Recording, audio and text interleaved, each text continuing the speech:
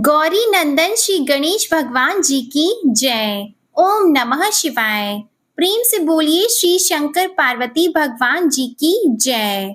प्रिय भक्तजनों, आज भाद्रपद मास के शुक्ल पक्ष की सप्तमी तिथि है और आज महापुण्यदायी संतान सप्तमी का व्रत है।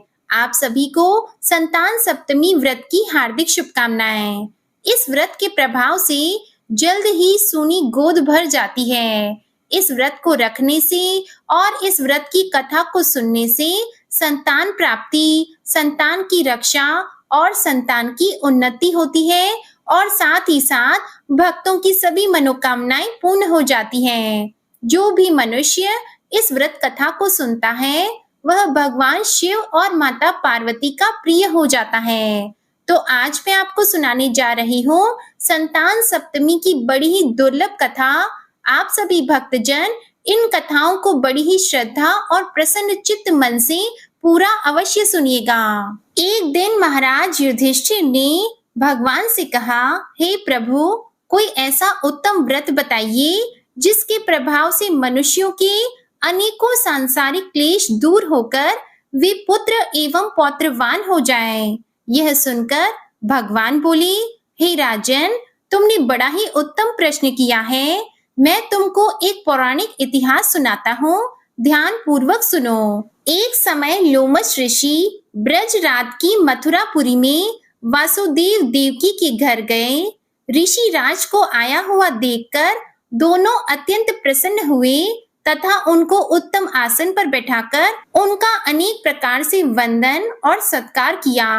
फिर मुनि के चरणोदक से अपने घर और शरीर को पवित्र किया और मुनि ने प्रसन्न होकर उनको कथा सुनाने लगे। कथा के कहते कहते लोमश ऋषि ने कहा कि हे देवकी, दुष्ट दुराचारी पापी कंस ने तुम्हारे कई पुत्र मार डाले हैं, जिसके कारण तुम्हारा मन अत्यंत दुखी है। इसी प्रकार राजा नहुष की पत्नी चंद्रमुखी भी दुखी रहा करती थी, किंतु उसने संतान सप्तमी का व्रत विधि विधान सहित किया, जिसके प्रताप से उसको संतान का सुख प्राप्त हुआ। यह सुनकर देवकी ने हाथ जोड़कर मुनि से कहा कि हे ऋषिराज, कृपया करके रानी चंद्रमुखी का संपूर्ण वृतांत तथा इस व्रत का विधान विस्तार सहित मुझे बताइए, जिससे मैं भी इस दुख से छुटकारा पा सकूं। लोमश ऋषि ने कहा, हे देवकी, अयोध्या के राजा नहुष की रानी का नाम चंद्रमुखी था। वह अत्यंत सुंदरी थी। उसी नगर में विष्णुगुप्त नाम का एक ब्राह्मण रहता था। उसकी स्त्री का नाम भद्रमुखी था। वह भी अत्यंत रूपवान सुंदरी थी। रानी और ब्राह्मणी में अत्यंत प्रेम था। एक दिन वे दोनों सरयू नदी में स्नान करने के लिए गईं। वहां उन्होंने देखा कि अन्य बहुत सी स्त्रियां सरयू नदी में स्नान करके निर्मल वस्त्र पहनकर एक मंडप में श्री शंकर एवं पार्वती जी की मूर्ति स्थापित करके उनकी पूजा कर रही हैं। रानी और ब्राह्मणी यह देखकर उस मंडप में गईं और उन स्त्रियों से पूछा, हे बहनों, यह तुम किस देवता का और किस कारण से पूजन व्रत कर रही हो? यह सुनकर स्त्रियों ने कहा कि हम संतान सप्तमी का व्रत कर रही हैं। अभी हमने शिव और पार्वती का पूजन चंदन अक्षत आदि से षोडश उपचार विधि से किया है। यह सब इसी पुनीत व्रत का विधान है। यह सुनकर रानी और ब्राह्मणी ने भी इस व्रत के करने का मन ही मन संकल्प किया और घर वापस लौट आई। ब्राह्मणी भद्रमुखी तो इस व्रत को नियम पूर्वक करती रही, किंतु रानी राज मद के कारण कभी इस व्रत को करती, कभी भूल जाती। कुछ समय बाद वे दोनों ही मर गईं। दूसरे जन्म में रानी ने बंदरिया और ब्राह्मणी ने मुर्गी की योनि पाई। इधर ब्राह्मणी मुर्गी की योनि में भी कुछ नहीं भूली और भगवान शंकर तथा पार्वती जी का ध्यान करती रही। उधर रानी बंदरिया की योनि में थी तो रानी सब कुछ भूल गई।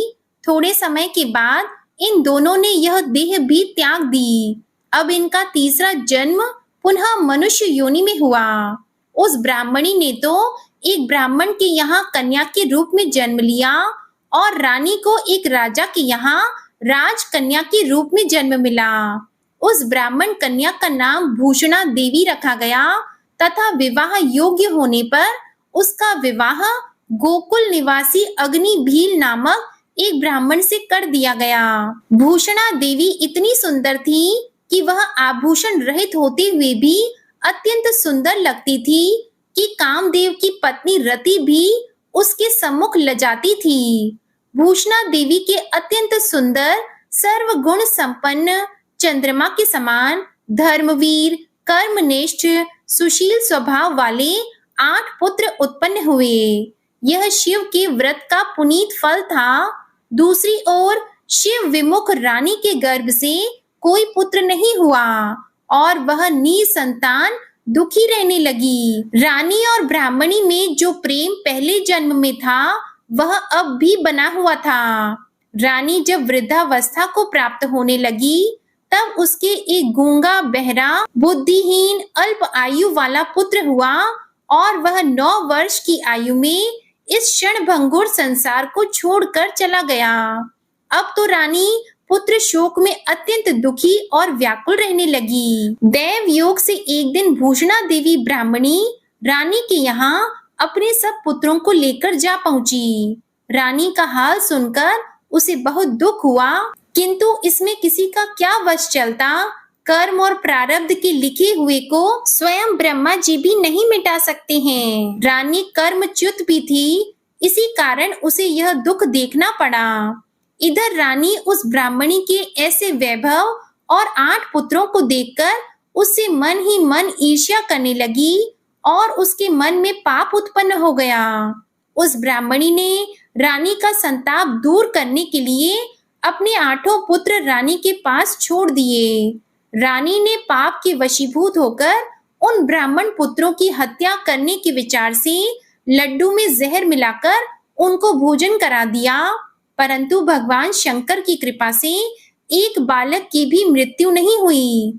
यह देखकर तो रानी और भी आश्चर्यचकित हो गई और इस रहस्य का पता लगाने की मन में ठान ली। भगवान की पूजा सेवा से निवृत्त होकर एक दिन जब भूषणा देवी आई तो रानी ने उससे कहा कि मैंने तेरे पुत्रों को मारने के लिए विष मिलाकर लड्डू खिला दिए, किंतु इनमें से तो एक भी नहीं मरा। तूने ऐसा कौन सा दान पुण्य व्रत किया है जिसके कारण तेरे ये पुत्र नहीं मरे और तू नित्य सुख भोग रही है? तू बड़ी सौभाग्यवती है। इस सब का भेद तू निष्कपट होकर समझा। मैं तेरी बड़ी ऋणी रहूंगी। रानी के ऐसे दीन वचन सुनकर भूषणा ब्राह्मणी कहने लगी, हे रानी सुनो, तुमसे 3 जन्म का हाल कहती हूँ, सो ध्यान पूर्वक सुनना। पहले जन्म में तुम राजा नहुष की पत्नी थी और तुम्हारा नाम चंद्रमुखी था। मेरा नाम भद्रमुखी था और ब्राह्मणी थी। हम तुम अयोध्या में रहते थे और मेरी तेरी बड़ी प्रीति थी। एक दिन हम और तुम दोनों सरयू नदी में स्नान करने गए और दूसरी स्त्रियों को संतान सप्तमी का उपवास शिवजी का पूजन अर्चन करते देखकर हमने तुमने भी इस उत्तम व्रत को करने की प्रतिज्ञा की थी। तुम तो राजमद के कारण सब भूल गई, जिससे झूठ बोलने का तुमको दोष लगा, उसे तुम आज भी भोग रही हो। मैंने इस व्रत को आचार विचार सहित नियम पूर्वक सदैव किया और आज भी करती हूँ। दूसरे जन्म में तुमको बंदरिया का जन्म मिला और मुझे मुर्गी की योनि मिली। भगवान शंकर की कृपा से इस व्रत के प्रभाव और भगवान नाम को मैं इस जन्म में भी न भूली और निरंतर इस व्रत को नियम अनुसार करती रही। तुम अपने इस संकल्प को इस जन्म में भी भूल गई। मैं तो समझती हूँ कि तुम्हारे ऊपर यह जो भारी संकट है उसका एकमात्र यही कारण है और दूसरा कोई कारण नहीं हो सकता।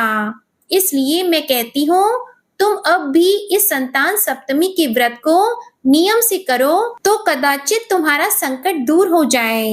लोमस ऋषि ने कहा, हे देवी, भूषणा ब्राह्मणी के मुख से अपने पूर्व जन्म की कथा तथा व्रत के संकल्प की बात सुनकर रानी को भी पुरानी बातें याद आ गईं और वह पश्चाताप करने लगी। अब रानी भूषणा ब्राह्मणी के चरणों में पड़कर क्षमा याचना करने लगी और भगवान शंकर पार्वती की अपार महिमा के गीत गाने लगी। उसी दिन से रानी ने नियम अनुसार संतान सप्तमी का व्रत किया, जिसके प्रभाव से रानी को संतान सुख भी मिला तथा संपूर्ण सुख भोगकर वह रानी शिवलोक को गई। भगवान शंकर के व्रत का ऐसा प्रभाव है कि पथ भ्रष्ट मनुष्य भी अपने पथ पर अग्रसर हो जाता है और अंत में ऐश्वर्य भोगकर मोक्ष को पाता है। लोमश ऋषि ने आगे कहा, हे देवकी, इसीलिए मैं तुमसे भी कहता हूँ कि इस व्रत को करने का दृढ़ संकल्प अपने मन में करो तो तुमको भी अब संतान सुख प्राप्त होगा। इतनी कथा सुनकर देवकी हाथ जोड़कर लोमश ऋषि से कहने लगी, हे ऋषिराज, इस पुनीत व्रत को अवश्य करूंगी, किंतु आप इस कल्याणकारी एवं संतान सुख देने वाले व्रत का विधान, नियम, विधि आदि विस्तार से समझाइए। यह सुनकर ऋषि बोले, हे देवकी, यह पुनीत व्रत भादो के महीने की शुक्ल पक्ष की सप्तमी के दिन किया जाता है। उस दिन ब्रह्म मुहूर्त में उठकर किसी नदी अथवा कुएं के पवित्र जल से स्नान करके निर्मल वस्त्र पहनना चाहिए। फिर श्री शंकर भगवान तथा जगदम्बा पार्वती जी की मूर्ति की स्थापना करें। इन प्रतिमाओं के सामने सोने चांदी के तारों का या रेशम का एक गंडा बनावे। उस गंडे में 7 गांठें लगानी चाहिए। इस गंडे को धूप, दीप, अष्टगंध से पूजा करके अपने हाथ में बांधें और भगवान शंकर से अपनी कामना सफल होने की शुद्ध भावना से प्रार्थना करें। इसके बाद मीठा पुआ बनाकर भगवान को 7 पुओं का भोग लगाएं और साथ ही पुआ तथा यथाशक्ति सोने और चांदी की एक अंगूठी बनवाकर इन सबको एक तांबे के पात्र में रखकर और उनका षोडश उपचार विधि से पूजन करके किसी सदाचारी, धर्मनिष्ठ, कर्मनिष्ठ सत्पात्र ब्राह्मण को दान में दें। उसके बाद 7 पुआ स्वयं प्रसाद के रूप में ग्रहण करें। इस प्रकार व्रत का पारायण करना चाहिए। प्रति मास की शुक्ल पक्ष की सप्तमी के दिन, हे देवकी, इस व्रत को इस प्रकार नियम पूर्वक करने से समस्त पाप नष्ट होते हैं और भाग्यशाली संतान उत्पन्न होती है। अंत में उसे शिवलोक की प्राप्ति होती है। हे देवकी, मैंने तुमको संतान सप्तमी का व्रत संपूर्ण विधान विस्तार सहित वर्णन कर दिया। इसको अब तुम नियम पूर्वक करो, जिससे तुमको उत्तम पूर्ण आयु संतान प्राप्त होगी। इतनी कथा कहकर भगवान आनंद कंद श्री कृष्ण ने धर्म अवतार युधिष्ठिर से कहा कि लोमश ऋषि इस प्रकार हमारी माता को शिक्षा देकर चले गए। ऋषि के कथन अनुसार हमारी माता देवकी ने इस व्रत को नियम अनुसार किया, जिसके प्रभाव से हम उत्पन्न हुए। यह व्रत विशेष रूप से स्त्रियों को तो कल्याणकारी है ही, परंतु पुरुषों को भी समान रूप से कल्याणदायक है। संतान सुख देने वाला, पापों का नाश करने वाला यह उत्तम व्रत है, जिसे स्वयं भी करें और मनोकामना पूर्ण होने पर दूसरों से भी कराएं। नियम पूर्वक जो भी भक्त इस व्रत को करता है और भगवान शंकर एवं पार्वती जी की सच्चे मन से आराधना करता है, वह निश्चय ही अमर यश प्राप्त करके अंत में शिवलोक को प्राप्त होता है। प्रेम से बोलिए श्री शंकर पार्वती भगवान की जय। बोलिए श्री राधा कृष्ण भगवान की जय।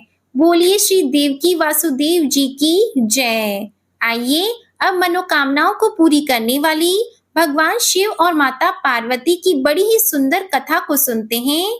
इन कथाओं को सुनने से ही व्रत पूर्ण माना जाता है। एक बार नारद जी ने भोलेनाथ जी की स्तुति करके पूछा कि प्रभु, आपको प्रसन्न करने के लिए सबसे उत्तम और सुलभ साधन क्या है?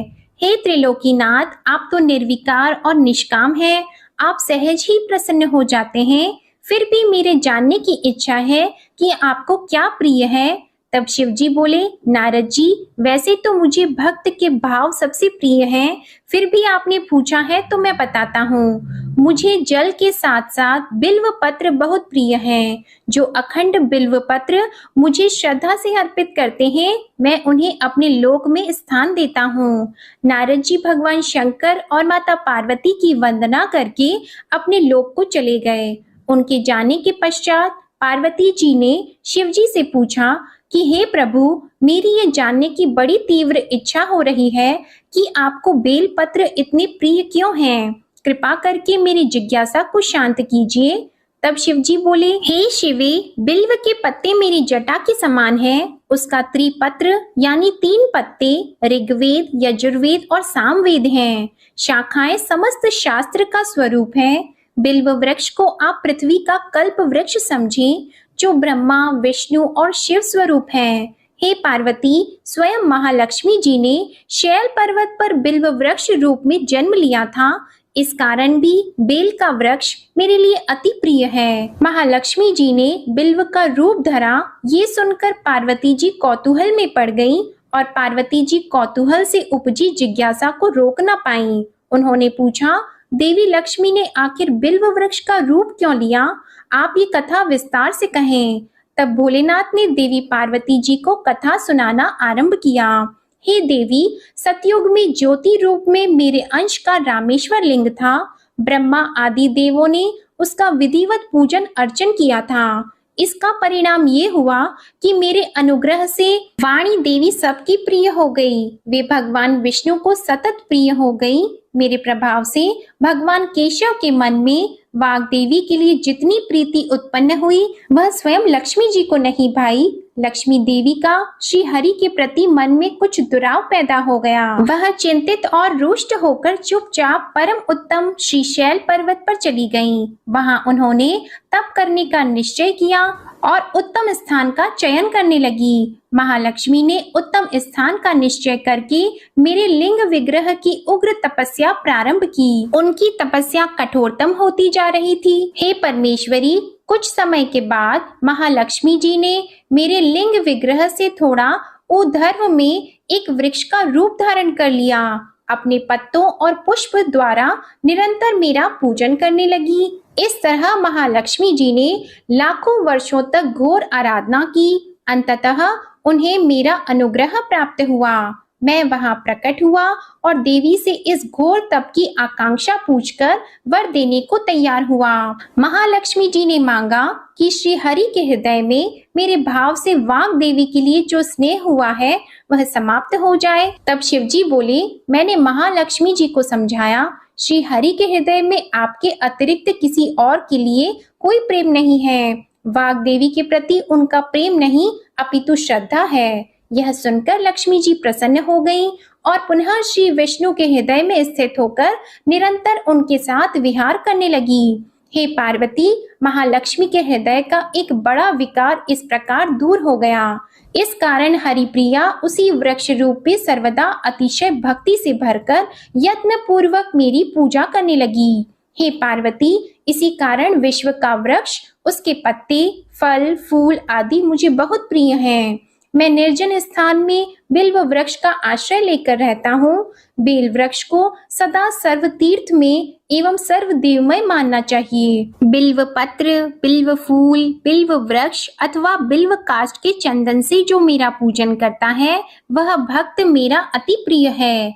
बिल्व वृक्ष को शिव के समान ही समझो। वह मेरा शरीर है जो बिल्व पर चंदन से मेरा नाम अंकित करके मुझे अर्पण करता है। मैं उसे सभी पापों से मुक्त करके अपने लोक में स्थान देता हूँ। हे देवी, उस व्यक्ति को स्वयं लक्ष्मी जी भी नमस्कार करती हैं जो मेरा पूजन करते हैं।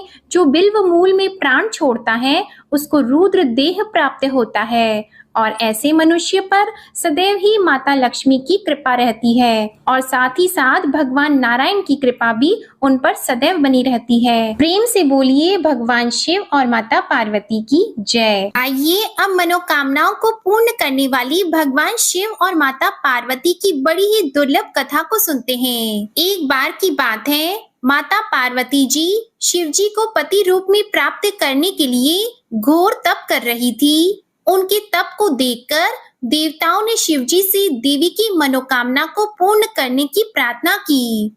शिव जी ने पार्वती जी की परीक्षा लेने के लिए सप्त ऋषियों को भेजा। सप्त ऋषियों ने शिव जी के सैकड़ों अवगुण गिनाए, पर पार्वती जी को महादेव के अलावा किसी और से विवाह मंजूर नहीं था। सज्जनों, विवाह से पहले सभी वर अपनी भावी पत्नी को लेकर आश्वस्त होना चाहते हैं, इसलिए शिव जी ने स्वयं भी पार्वती जी की परीक्षा लेने की ठानी।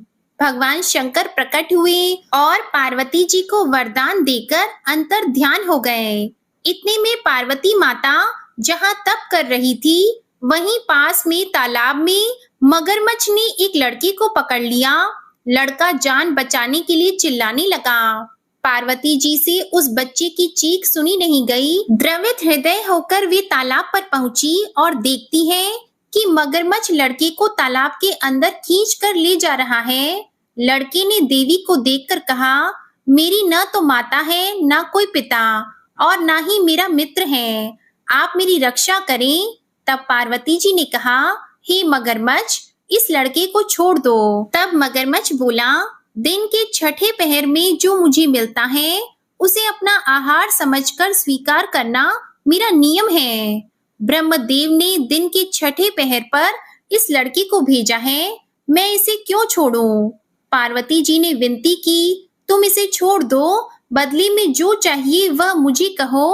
मगरमच्छ बोला, एक ही शर्त पर मैं इसे छोड़ सकता हूँ। आपने जो तप करके महादेव जी से जो वरदान लिया है, यदि उस तप का फल मुझे दे दो तो मैं इसे छोड़ दूंगा। पार्वती जी तुरंत तैयार हो गई। उन्होंने कहा, मैं अपने तप का फल तुम्हें देने को तैयार हूँ, लेकिन तुम इस बालक को छोड़ दो। मगरमच्छ ने समझाया, सोच लो देवी, जोश में आकर संकल्प मत करो। हजारों वर्षों तक जैसा तप किया है वैसा देवताओं के लिए भी संभव नहीं है। उसका सारा फल इस बालक के प्राणों के बदले चला जाएगा। पार्वती जी ने कहा, मेरा निश्चय पक्का है, मैं तुम्हें अपने तप का फल देती हूँ, तुम इसको जीवन दे दो। मगरमच्छ ने पार्वती जी से तप दान करने का संकल्प करवाया। तप का दान होते ही मगरमच्छ का देह तेज से चमकने लगा। मगरमच्छ बोला, हे पार्वती, देखो, तप के प्रभाव से मैं तेजस्वी बन गया हूँ। तुमने जीवन भर की पूंजी एक बच्चे के लिए व्यर्थ कर दी। चाहे तो अपनी भूल सुधारने का एक मौका और दे सकता हूँ। तब पार्वती जी ने कहा, हे ग्रह, तब तो मैं पुनः कर सकती हूँ, किंतु यदि तुम इस लड़के को निगल जाते तो इसका जीवन वापस नहीं मिल सकता था। देखते ही देखते वह लड़का अदृश्य हो गया। मगरमच्छ भी लुप्त हो गया। पार्वती जी ने विचार किया, मैंने तप तो दान कर दिया है, अब पुनः तप आरंभ करूंगी। पार्वती जी ने फिर से तप करने का संकल्प किया। भगवान सदाशिव फिर से प्रकट होकर बोले, हे पार्वती, भला आप क्यों तप कर रही हो? पार्वती जी ने कहा, प्रभु, मैंने अपने तप का फल दान कर दिया है। आपको पति रूप में पाने के संकल्प के लिए मैं फिर से वैसा ही तप करके आपको प्रसन्न करूंगी। महादेव जी बोले, मगरमच्छ और लड़के दोनों रूप में मैं ही था। तुम्हारा चित्त प्राणी मात्र में अपने सुख दुख का अनुभव करता है या नहीं, इसकी परीक्षा लेने के लिए मैंने यह लीला रची थी। अनेक रूप में दिखने वाला मैं एक ही हूँ। मैं अनेक शरीरों में शरीरों से अलग निर्विकार हूँ। तुमने अपना तप मुझे ही दिया है, इसलिए अब और तप करने की कोई आवश्यकता नहीं है। देवी ने महादेव जी को प्रणाम करके प्रसन्न मन से विदा किया। बोलिए शंकर पार्वती भगवान की जय। अब मैं आपको सुनाने जा रही हूँ भगवान शिव और माता पार्वती की बड़ी ही दुर्लभ कथा। इस कथा को बड़ी ही श्रद्धा और प्रसन्न चित्त मन से पूरा अवश्य सुनिएगा। भगवान श्री कार्तिकेय जी शिव पार्वती जी के पुत्र हैं तथा सदैव बालक रूप ही रहते हैं, परंतु उनके इस बाल स्वरूप का भी एक रहस्य है। कथा के अनुसार एक बार भगवान शंकर और माता पार्वती ने चौपड़ खेलना शुरू किया। इस खेल में भगवान शिव सब कुछ हार गए। इसके बाद महादेव जी ने एक लीला शुरू कर दी। वे माता पार्वती से नाराज होकर पत्तों के वस्त्र पहनकर गंगा तट की ओर चले गए। कार्तिकेय को यह बात पता चली तो वो माता पार्वती से शंकर जी की हारी हुई चीजें लेने आए। इस बार खेल में माता पार्वती हार गईं और कार्तिकेय सारी चीजें लेकर चले गए। अब माता पार्वती चिंतित हो गई। वे इस सोच में पड़ गईं कि सामान भी चला गया और पति भी दूर चले गए।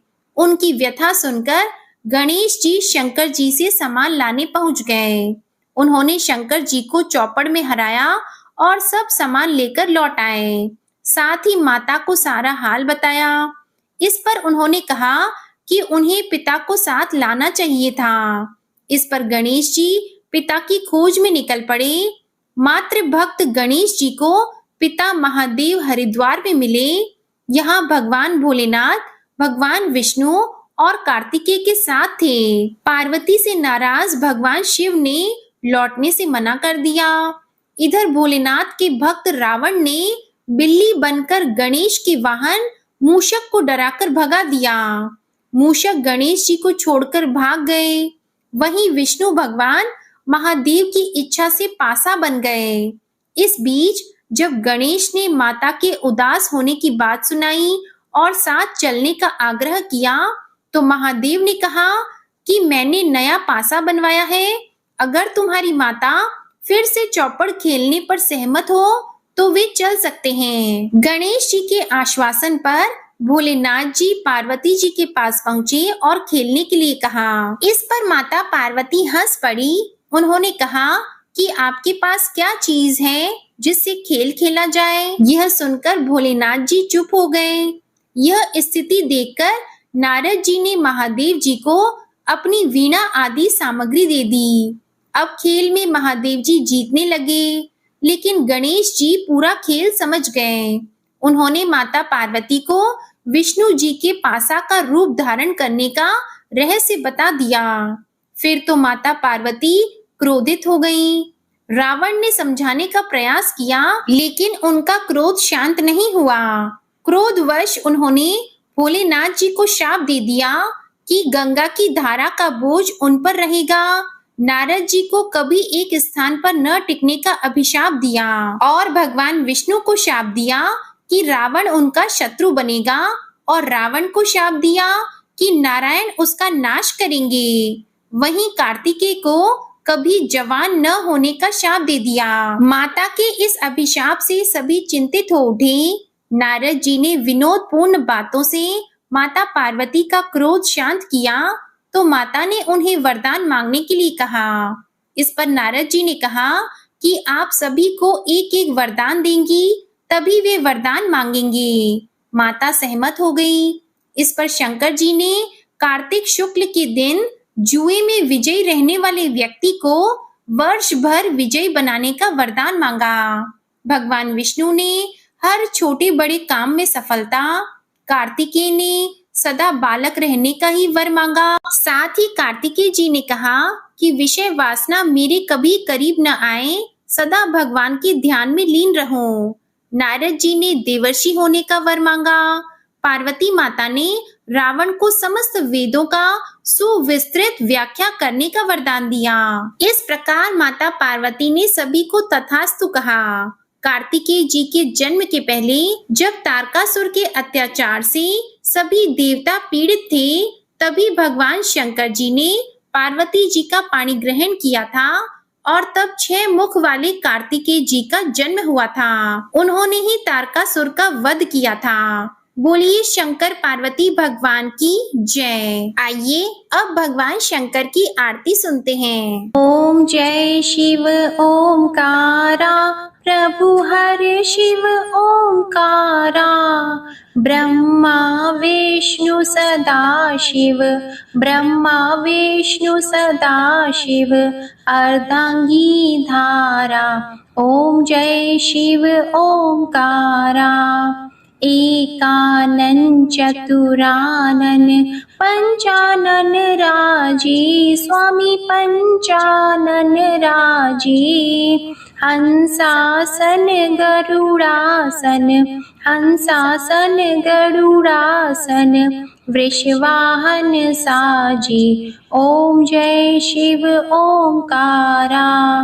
दो भुज चार चतुर्भुज, 10 भुज अति सोहे स्वामी, 10 भुज अति सोहे। त्रिगुण रूप निरखते, त्रिगुण रूप निरखते, त्रिभुवन जन मोहे। ओम जय शिव ओंकारा।